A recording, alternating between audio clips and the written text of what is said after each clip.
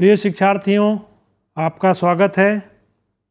आज हम एक महत्वपूर्ण विषय पर बात करने जा रहे हैं। आपका जो पहला पाठ है वह है कविता कैसे पढ़ें। यह पाठ इसलिए रखा गया है क्योंकि वैसे तो आप बचपन से ही कविताएं पढ़ते हैं, लेकिन आपके मन में जिज्ञासा होती होगी कि कविता है क्या और कविता गद्य से कैसे अलग है। इन सारी बातों को समझने के लिए यह जानना जरूरी है कि कविता का स्वरूप क्या है। शिक्षार्थियों, कविता के स्वरूप को जानने के लिए अगर आप देखें तो उसमें आपको नज़र आएगा कि उसमें भावों की अभिव्यक्ति की जाती है और भावों की अभिव्यक्ति के लिए सौंदर्य विधान किया जाता है। अच्छी तरह से उसे अलंकार और रस के साथ प्रस्तुत किया जाता है। अंग्रेजी में कहा गया है, poetry is the spontaneous overflow of powerful feelings. इसका तात्पर्य है कि कविता हमारी सहज अभिव्यक्ति है। उसमें विषय को उतना महत्व नहीं दिया जाता है जितना भावों को प्रस्तुत करने में उसमें कला दिखाई जाती है। और कविता पर जब हम विस्तार से बात करेंगे तो हम देखेंगे कि किस तरह से कविता और गद्य में अंतर है। कविता और गद्य में अंतर की बात करते हैं तो जो ऊपरी तौर पे अंतर समझ में आता है वह है कि कविता में भावों की प्रधानता होती है और गद्य में विचारों की प्रधानता होती है। और इसी अंतर के आधार पर हम आगे चर्चा को आगे बढ़ाएंगे। आगे हम देखते हैं कि इस पाठ को पढ़ाने का उद्देश्य क्या है।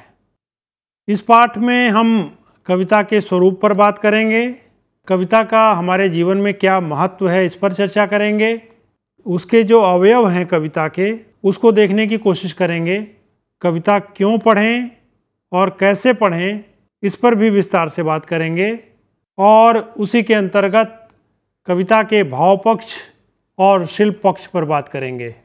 तो इन सारी बातों को समेटते हुए हम कोशिश करेंगे कि इस पाठ को आसानी से हृदयंगम कर सकें आप और आप समझ सकें। कविता का जो जन्म हुआ वह संस्कृत वाङ्मय में दिखाई देता है। उस समय रचनाकारों ने कविता को अलग ढंग से देखने की कोशिश की। इसीलिए कहा गया कि शब्दार्थौ सहितौ काव्यम, अर्थात शब्द और अर्थ का जब सुंदर समन्वय हो तो काव्य की सृष्टि होती है। और इसके लिए उन्होंने कभी रस को प्रधानता दी, कभी अलंकार को, कभी रीति को, कभी वक्रोक्ति को। तो इस तरह से अलग अलग विचार समय समय पर आते रहे। लेकिन संस्कृत वाङ्मय के बाद जब हम हिंदी वाङ्मय को देखते हैं तो हम देखते हैं कि वहाँ साहित्य का जो स्वरूप है वह पूरी तरह बदल गया है। और इसके लिए हम सबसे पहले शुक्ल जी को देखते हैं कि शुक्ल जी ने जब साहित्य की परिभाषा दी, कविता की परिभाषा दी, तो उन्होंने कहा कि हृदय की मुक्ति की साधना के लिए मनुष्य की वाणी जो शब्द विधान करती आई है उसे कविता कहते हैं। कविता में हृदय की अभिव्यक्ति होती है और हृदय की अभिव्यक्ति शब्दों के माध्यम से होती है। कविता एक संश्लिष्ट विधा है, उसमें भावों को बहुत ही गहराई से देखा जाता है, व्यापक रूप में देखा जाता है। इसीलिए शुक्ल जी ने मुक्ति की साधना के रूप में उसे देखा, क्योंकि जब रचनाकार एक रचना की सृष्टि करता है तो उसे मुक्ति का एहसास होता है। और इसे मानस पुत्र भी कहा जाता है कि कविता का जब जन्म होता है तो रचनाकार आह्लादित हो उठता है। पहले तो वह स्वांतः सुखाय ग्रहण करता है और उसके बाद लोगों को भी आह्लादित करता है, मनोरंजन प्रदान करता है। उसी तरह से जब हम आचार्य हजारी प्रसाद द्विवेदी को देखते हैं तो उन्होंने नए ढंग से परिभाषित करने की कोशिश की। उन्होंने कहा कि कविता का लोक प्रचलित अर्थ वह वाक्य है जिसमें भावावेश हो, कल्पना हो, पद लालित्य हो तथा प्रयोजन की सीमा समाप्त हो चुकी हो। उनका कहना है कि इसमें भावावेश हो। भावावेश का क्या अर्थ है कि उसमें भावों की सुंदर अभिव्यक्ति हो।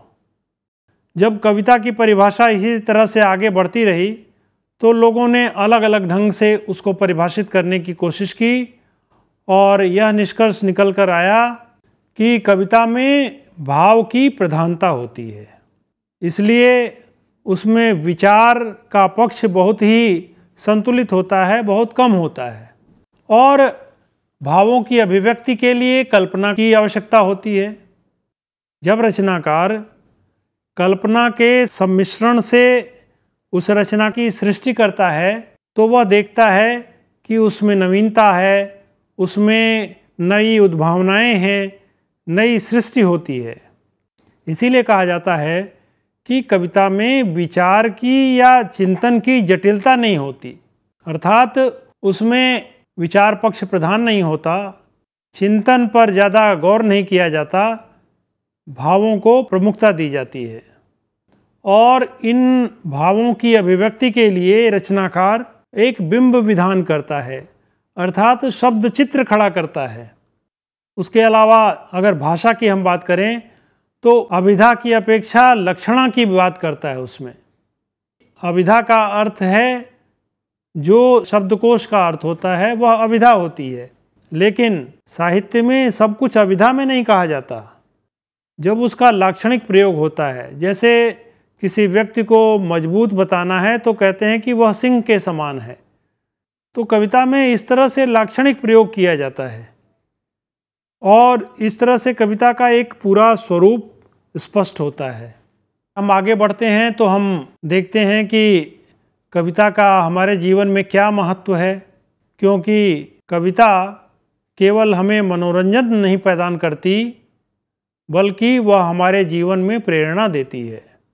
आपने देखा होगा कि बहुत से कवि हैं जिनमें जीवन दर्शन है, जीवन मूल्यों की स्थापना है और जीवन के प्रति एक नई दृष्टि है। जैसे अगर आप अज्ञे की कविता पढ़ते हैं तो आपने पढ़ा होगा या आप आगे कक्षाओं में देखेंगे कि उनकी एक कविता है, सांप तुम सभ्य तो हुए नहीं, नगर में बसना भी तुम्हें नहीं आया, एक बात पूछूं उत्तर दोगे, तब कैसे सीखा डसना, विष कहाँ पाया। अब यहाँ देखिए नगरीय सभ्यता पर व्यंग्य है। रचनाकार बहुत ही सलीके से व्यंग्यपूर्ण शैली में अपनी बात कहना चाहता है और वह समाज को प्रेरणा देना चाहता है कि जो लोग धोखा देते हैं, जो हमारे लिए अच्छा नहीं सोचते या समाज के लिए हितकर नहीं हैं, वह सर्प के समान हैं और उनसे हमें बच के रहना चाहिए। इस बात को कहने के लिए बहुत ही सरल भाषा का प्रयोग किया जाता है और सुगठित भाषा भी होनी चाहिए और साथ ही लयात्मकता एक बहुत महत्वपूर्ण विशेषता है कविता की। अगर उसमें लय विधान नहीं होगा तो कविता का सौंदर्य निखर कर सामने नहीं आएगा। जैसे मैं आपको उदाहरण देता हूँ, प्रसाद जी की बहुत ही सुंदर कविता है कामायनी, और कामायनी की जो पंक्तियाँ हैं बड़े ही लयात्मक हैं। जैसे हिमगिरी के उत्तुंग शिखर पर बैठ शिला की शीतल चाह, एक पुरुष भीगे नयनों से देख रहा था प्रलय प्रवाह, नीचे जल था ऊपर हिम था, एक तरल था एक सघन, एक तत्व की ही प्रधानता कहो उसे जड़ या चेतन। अब इसमें एक जो लयात्मकता है, एक जो संगीतात्मकता है, वह कविता को बहुत ही सशक्त बनाती है, मनोरंजक बनाती है और शिक्षाप्रद भी बनाती है। तो इस तरह से कविता का हमारे जीवन में बहुत बड़ा महत्व है और कविता हमारे जीवन को परिवर्तित करने की क्षमता रखती है। अब हम आगे चलते हैं और देखते हैं कि कविता के अवयव कौन से हैं, अर्थात कविता के वो कौन कौन से अंग हैं जिनसे मिलकर कविता का निर्माण होता है। जैसा कि पहले मैंने बताया था कि संस्कृत वाङ्मय में उसके अवयव के रूप में लोगों ने अलंकार को, ध्वनि को, रीति को, वक्रोक्ति को, रस को, इन सबों को अवयव के रूप में देखा। लेकिन आधुनिक संदर्भ में इसका स्वरूप बदल गया और कविता के अंतरंग रूप और कविता के बहिरंग रूप, इन दो रूपों में कविता को परिभाषित करने की कोशिश की गई। अंतरंग रूप का तात्पर्य है उसका बोध पक्ष या उसका भाव पक्ष। बोध पक्ष क्या होता है कि उसमें जो विषय ग्रहण किया गया है, जैसे निराला की कविता है, वह आता दो टूक कलेजे के करता, पछताता पथ पर आता, पेट पीठ दोनों मिलकर हैं एक, चल रहा लकुटिया टेक, मुट्ठी भर दाने को भूख मिटाने को, मुँह फटी पुरानी झोली को फैलाता, दो टूक कलेजे के करता, पछताता पथ पर आता। इस तरह की जो कविताएं हैं वह आपकी दृष्टि को एक नई तस्वीर देते हैं, भिखारी का एक नया चित्र प्रस्तुत करते हैं। तो यह उसका भाव पक्ष हुआ। उसी तरह से उसका दूसरा पक्ष जो है वो बहिरंग पक्ष है, वह उसका शिल्प पक्ष है। शिल्प पक्ष का मतलब होता है उसका जो बाहरी आवरण है, उसका जो शिल्प सौंदर्य है, अर्थात ताना बाना उसका किस तरह से कविता बनी है। जैसे पहले छंद विधान होता था, छंदों के माध्यम से कविता होती थी, लेकिन बाद में उसे अतुकांत कविता के रूप में भी देखा गया। अतुकांत कविता जैसे निराला की कविता भी आपको मैंने बताई, वह अतुकांत है, उसमें छंद विधान नहीं है। लेकिन अगर आप दोहों को देखेंगे, चाहे रहीम के दोहे हों या बिहारी के दोहे हों, उसमें 13 और 11 मात्राओं का आपको संयोग दिखाई देगा। तो वो एक विशिष्ट पद्धति है। लेकिन आज के रचनाकारों ने उन पद्धतियों के विपरीत अतुकांत शैली को भी अपनाया है। शिक्षार्थियों, अब आप विस्तार से यह देखें कि कविता का जो भाव पक्ष है उसमें कौन कौन से तत्व निखर कर आते हैं, अर्थात भाव पक्ष में कौन कौन से तत्व बनेंगे जिससे भावों का निर्माण होगा। तो उसमें मुख्य रूप से 4 तत्व नजर आएंगे आपको। एक तो उसका कथ्य है। कथ्य का मतलब होता है कि उसमें वस्तु क्या है, अर्थात उसका मुख्य विषय क्या है। अगर आपने विषय को समझ लिया तो उसके बाद उसमें रस की अभिव्यक्ति हुई है या नहीं, या कौन से रसों की अभिव्यक्ति हुई है, इसे समझने की कोशिश करेंगे। जैसे श्रृंगार रस, करुण रस, रौद्र रस, ये विभिन्न जो रसों का विधान किया गया है उससे काव्य की सृष्टि होती है। और उसके बाद भाव पक्ष में आप देखेंगे कि उसमें विचारों की भी सृष्टि है। जैसे बहुत से रचनाकार हैं जिन्होंने उसमें नए नए विचारों को दिया है। जैसे माखनलाल चतुर्वेदी की कविता है पुष्प की अभिलाषा, उसमें वो कहते हैं, चाह नहीं मैं सुरबाला के गहनों में गूथा जाऊं, चाह नहीं प्रेमी माला में बिंद प्यारी को ललचाऊं, चाह नहीं सम्राटों के शव पर हे हरि डाला जाऊं, चाह नहीं देवों के सिर पर चढ़ूं भाग्य पर इठलाऊं, मुझे तोड़ लेना वनमाली उस पथ पर देना तुम फेंक, मातृभूमि पर शीश चढ़ाने जिस पथ जाएं वीर अनेक। यहाँ राष्ट्र भक्ति की जो भावना है वो एक दृष्टि प्रदान करता है, वह राष्ट्र प्रेम की सृष्टि करता है। तो आपको कविता में इस तरह के विचारपरक बातें भी देखने को मिलेंगी। उसके अलावा कल्पना की जो बात है, वास्तव में जो कवि होता है उसकी दृष्टि सामान्य लोगों की दृष्टि से अलग होती है, क्योंकि वह कल्पना की सृष्टि करता है। जैसे भिखारी का उदाहरण आपको दिया मैंने, निराला ने जो भिखारी का जो चित्र प्रस्तुत किया है, हम सभी भिखारी देखते हैं, लेकिन उन्होंने जिस तरह से कल्पना की है भिखारी की, वो बहुत ही मार्मिक और हृदय को द्वेलित करने वाली है। तो इस तरह से 4 तत्वों से भाव पक्ष का निर्माण होता है। और जब आप उसके बहिरंग पक्ष पर जाएंगे तो उसमें भी अलग अलग तत्व नज़र आएंगे आपको। और शिल्प को संवारने के लिए, शिल्प को अच्छे ढंग से प्रस्तुत करने के लिए रचनाकार सुंदर भाषा और शैली का प्रयोग करता है।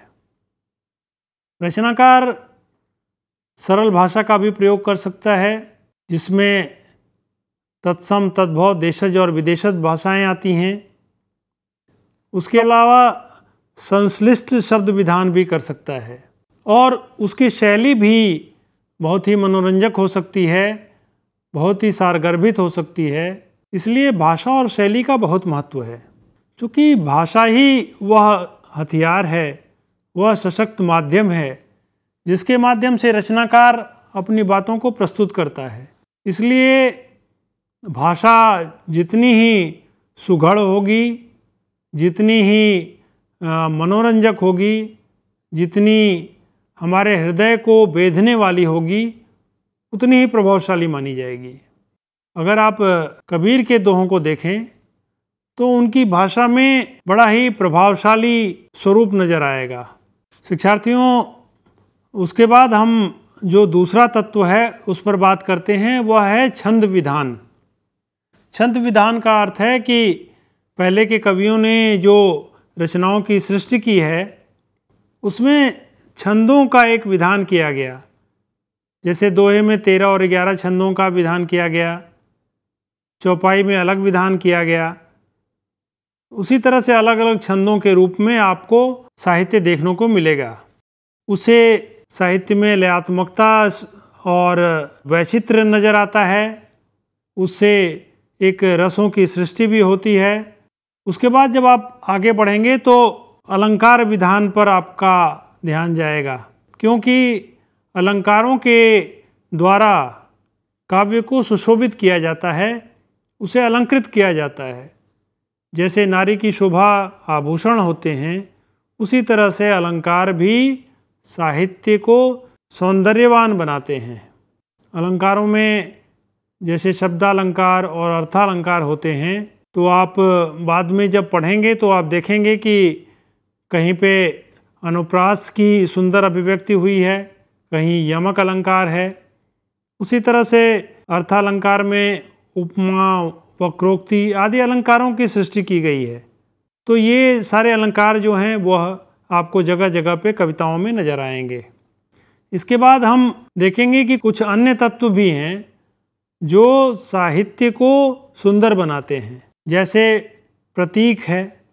प्रतीक का अर्थ है कि तुलना करना। अगर आप सूरदास को देखें तो सूरदास ने भौरों का वर्णन किया है। वहाँ भौरे प्रतीक हैं श्याम रंग के और अपने स्वभाव के, उनसे तुलना की गई उद्धव की। तो भौरे वहाँ प्रतीक हैं, सीधे सीधे उद्धव को कुछ नहीं कहा गया, भौरों के माध्यम से कहा गया, तो एक प्रतीक विधान नजर आएगा। उसी तरह से बिंब विधान का मतलब है एक चित्र विधान। रचनाकार सीधे सीधे अपनी बात नहीं कहता, बल्कि वह चित्रों की सृष्टि करता है। वह एक शब्द चित्र का निर्माण करता है और उससे भावनाओं की एक प्रभावशाली अभिव्यक्ति होती है। उसी तरह से रीति और गुण भी तत्व हैं जो साहित्य को प्रासंगिक बनाते हैं, उसे सुंदर बनाते हैं और हमारे हृदय के करीब बनाते हैं। तो इस तरह से कला पक्ष के अंतर्गत इन तत्वों को समेटा जाता है, इनको प्रस्तुत किया जाता है। अब हम बात करेंगे कि जब कविता के ये विभिन्न अंगों को हमने देख लिया, उसके अवयव को देख लिया, तो आखिर कविता पढ़ी कैसे जाए। आगे के पाठों में आप देखेंगे कि अलग अलग रचनाकारों के, विभिन्न कालखंडों के रचनाकारों को आपको पढ़ना पड़ेगा और तब आप देखेंगे कि कविता अलग अलग भावभूमि की होगी, अलग अलग तरीके के विषय उसमें होंगे। तो उन कविताओं को हम पढ़ें कैसे। जो सबसे पहला बिंदु है वह है कवि की भावनाओं तक पहुंचना। इसका तात्पर्य क्या है कि हर कवि अपनी रचनाओं में कुछ न कुछ भावनाओं को प्रकट करता है। अर्थात कहीं उसके अंदर राष्ट्र प्रेम होता है, कहीं पर श्रृंगार की भावना होती है, कहीं पर करुण रस की अभिव्यक्ति करना चाहता है। तो हमें यह देखना होगा कि कवि जिन भावनाओं को व्यक्त करना चाहता है वही भावनाएं हम हृदयंगम कर सकें, उनको समझ सकें, तभी कविता अपने समग्र रूप में हमसे जुड़ती है और हम उसका साधारणीकरण कर पाते हैं, अर्थात उसकी भावनाओं से अपने को जोड़ पाते हैं।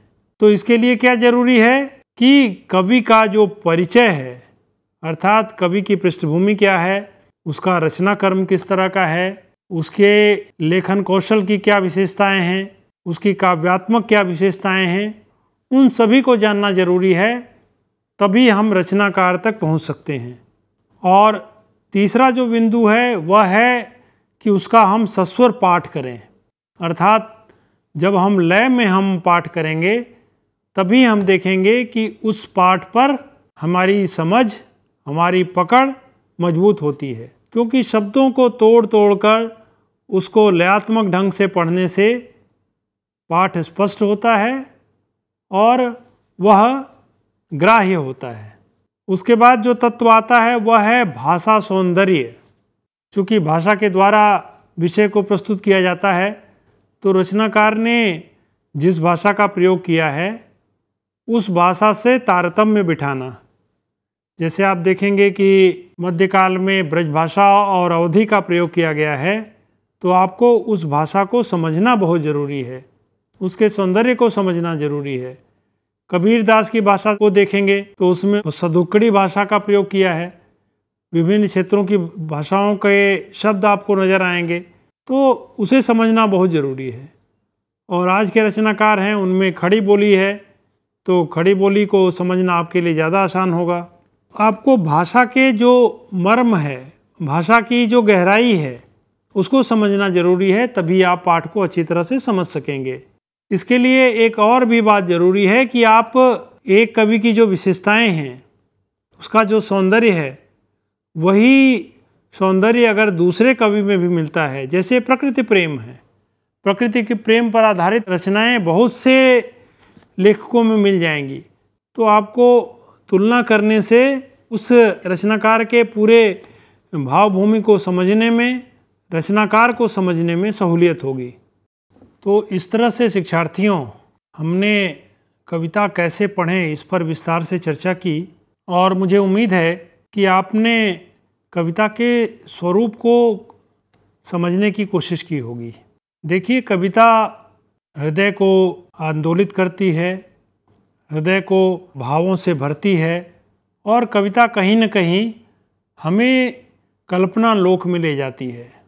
इसलिए कविता को समझने के लिए उसमें अपने को समाहित करना, आत्मसात करना बहुत ज़रूरी है, क्योंकि कवि जब रचना की सृष्टि करता है तो उसमें अनेक भावनाएं निहित होती हैं, और उन भावनाओं को पकड़ना, उन्हें समझना और हृदयंगम करना एक जटिल प्रक्रिया है। क्योंकि कविता सुनने में तो बहुत आनंद देती है, लेकिन कविता का मर्म समझना हो तो उसके सभी पक्षों को ध्यान देना होता है, उसके सिद्धांत को समझना होता है। कविता में भाव की प्रधानता होती है, लेकिन गद्य विचार प्रधान होते हैं।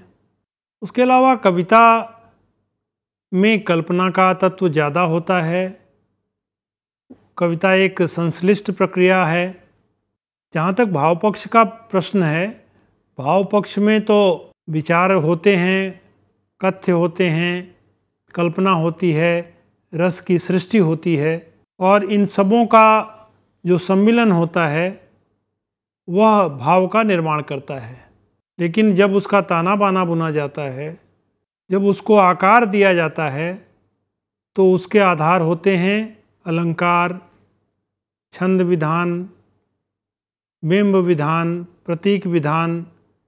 फिर आपने देखा कि कविता हमारा केवल मनोरंजन नहीं करती, कविता भी स्वोद्देश्य होती है। वह हमारे जीवन को परिवर्तित करती है, जीवन को नई दिशा देती है। आप कह सकते हैं कि स्वांतः सुखाय से कविता का जन्म हुआ, लेकिन उसका जो सामाजिक रूप है वह हमेशा उसमें समाहित रहा। रचनाकार केवल अपने लिए सृष्टि नहीं करता, वह एक नए समाज, एक नए देश और एक नए विश्व का निर्माण करना चाहता है, जीवन मूल्यों की स्थापना करना चाहता है। वह समाज की विसंगतियों, विडंबनाओं और उसमें जो नकारने वाली चीज़ें हैं, जो बाधित करने वाली चीज़ें हैं, जो समाज को विघटन की ओर ले जाने वाली चीज़ें हैं, उसकी ओर संकेत भी करता चलता है। इसीलिए अभी आप देखेंगे कि आजकल के जो रचनाकार हैं वह व्यंग्य के माध्यम से अपनी बात कहते हैं, व्यंग्य से अपनी बात को अधिक प्रभावशाली ढंग से कहते हैं। इसीलिए आज कविताओं का स्वरूप बदला है। छंद विधान की बजाय अतुकांत कविताएं नज़र आती हैं। उनके विषय का विस्तार भी काफ़ी हुआ है। कविता आम जनजीवन से जुड़ी है, उसमें जीवन के दुख दर्द की सृष्टि होती है और वही कविता वास्तव में महान होती है, जिससे हम सामान्य रूप से जुड़ पाते हैं और जो हमारे जीवन को आंदोलित करती है, आह्लादित करती है और जीवन का परिष्कार करती है। तो इस तरह से हमने आज कविता के पठन पर बात किया है और हमें उम्मीद है कि जब आप आगे के पाठों को पढ़ेंगे तो यह पृष्ठभूमि आपके लिए कारगर साबित होगी। धन्यवाद।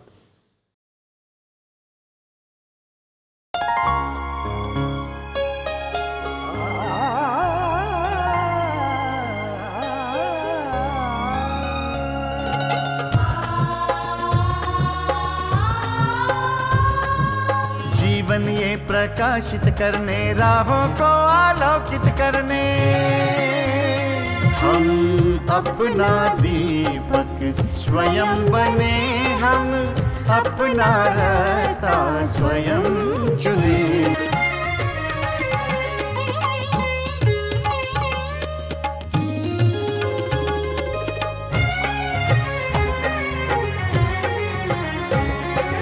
धन साधन समय की सीमा से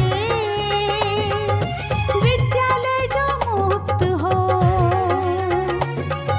धन साधन समय की सीमा से विद्यालय जो मुक्त हो। कभी पढ़े हम कहीं पढ़े, वे विषय की लोच से युक्त हो। मित्रों हम उठे और जागे, मंजिल आने की ध्वनि सुने, हम अपना दीपक स्वयं बने, हम अपना रास्ता स्वयं चुने। कोई मन चाहा केंद्र चुने,